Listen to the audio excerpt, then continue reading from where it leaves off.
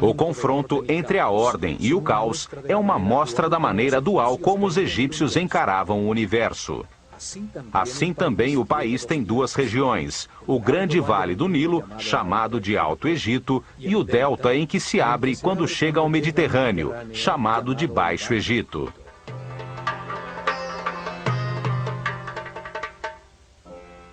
O faraó unificava essa dualidade. Usava duas coroas para indicar seu domínio sobre essas duas regiões. Assim também unia o humano com o divino, pois seu corpo era tido como o molde que continha o Ka real, um espírito responsável pelo Egito que reencarnava de faraó em faraó.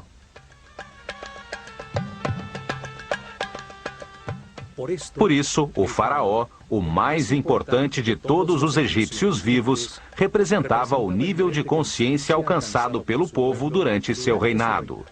Era como um Deus menor, ao ser sempre a reencarnação do espírito designado por Deus para manter o Egito organizado.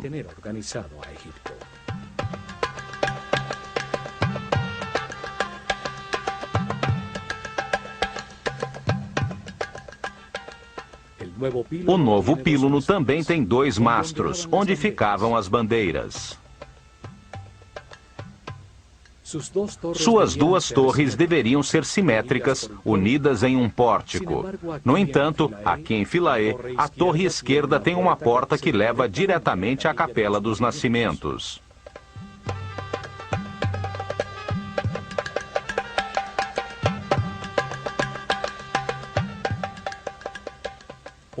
Posteriormente, no período da Iluminação Romana, um pórtico foi anexado ao primeiro píluno.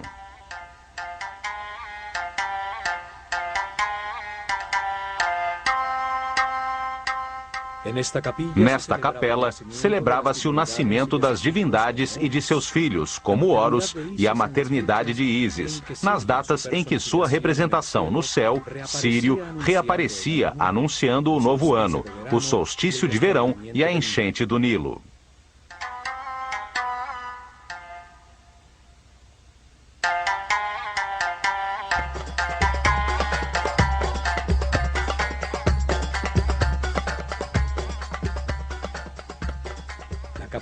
A Capela dos Nascimentos, com suas colunas atóricas, substituiu o templo principal como observatório astronômico, antes dos romanos construírem as colunatas que dão forma ao pátio trapezoidal.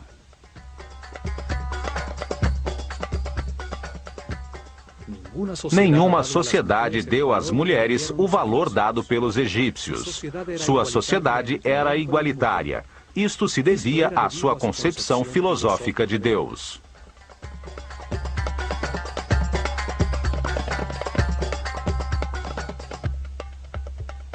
Em ações legais.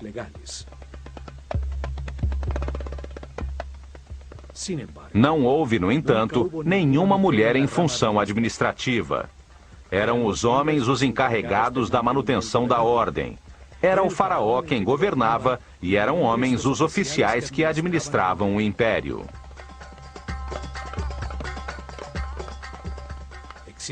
Existe uma lenda que afirma que o direito ao trono era transmitido através da linha feminina, que era a princesa real, a herdeira legal do trono.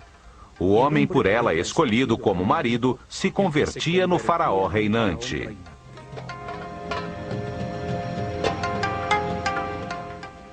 Isto obrigaria todo rei, sem importar que fosse o filho de seu predecessor, a ter que legitimar seu direito ao trono, casando-se com sua irmã ou meio-irmã.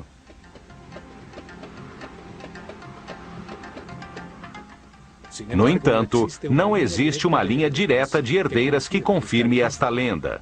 Sabe-se que os faraós eram polígamos e que as esposas principais de Tutmoses III, Amenhotep II e Amenhotep III, não eram de família real. Na realidade, os faraós do Egito que se casaram com irmãs ou meio-irmãs o fizeram com o intuito de imitar as divindades que, como Ísis e Osíris, ou Sete e Néftis, eram irmãos e ao mesmo tempo cônjuges.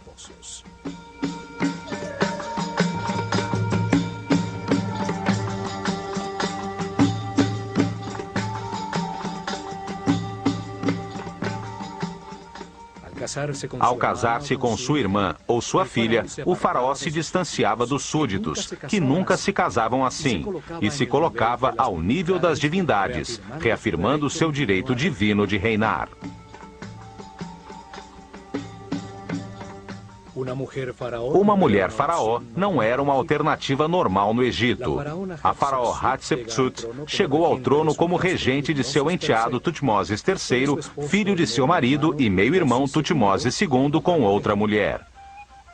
Uma vez no poder, ela se vestiu como homem e assumiu o poder do faraó.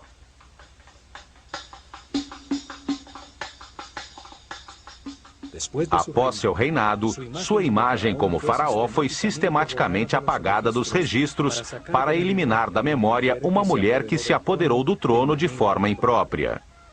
No entanto, suas imagens como rainha ainda continuam intactas.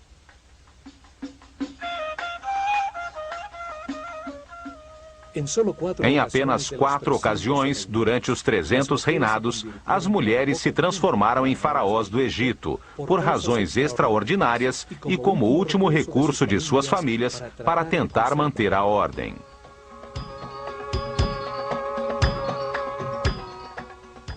A primeira foi a rainha Nitiriket, que reinou ao final da 6ª dinastia, no começo do caos, que hoje se chama de primeiro período intermediário.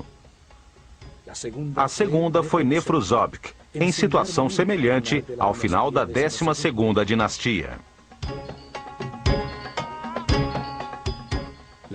A terceira foi Tausret, que reinou depois do caos causado por Moisés com suas 10 pragas, quando seu marido Sete II morreu afogado cruzando o Mar Vermelho. E a quarta foi Cleópatra, que matou seu irmão antes que o Egito se transformasse em província romana. Todas tinham em comum serem rainhas do Egito por terem se casado com o faraó e chegarem ao trono pela morte destes em circunstâncias extraordinárias.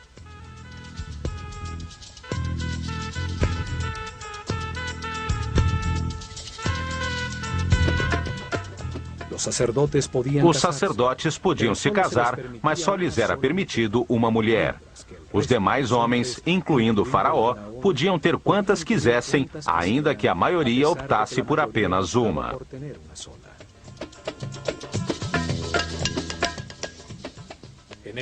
No Egito, existia a separação legal em caso de fracasso do casamento. O homem era obrigado a devolver todas as propriedades e riquezas que a família da mulher havia dado em dote, mais uma parte das suas para os filhos que tivessem tido. Para tanto, somente tinham que dizer, perante o sacerdote do templo e testemunhas das duas famílias, as seguintes palavras: Eu me separo de ti como mulher ou marido e me afasto de ti para sempre. Renuncio a meus direitos sobre ti. Que a vida te dê outro companheiro ou companheira no lugar a que queiras te dirigir.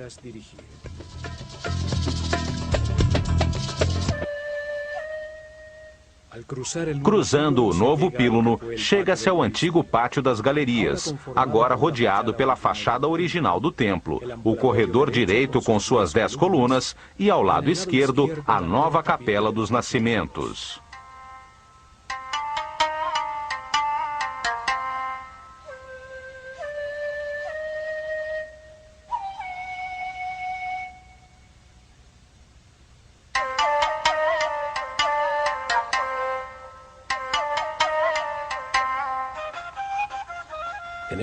Neste pátio encontra-se o marco com o cartucho de Ptolomeu e Cleópatra, que serviu a Champollion para decifrar o decreto escrito em hieroglifos grego e demótico na famosa Pedra da Roseta.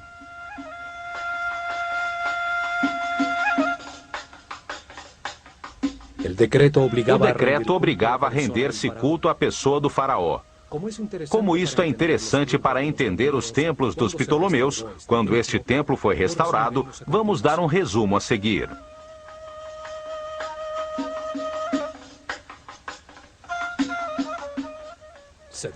Decreta-se que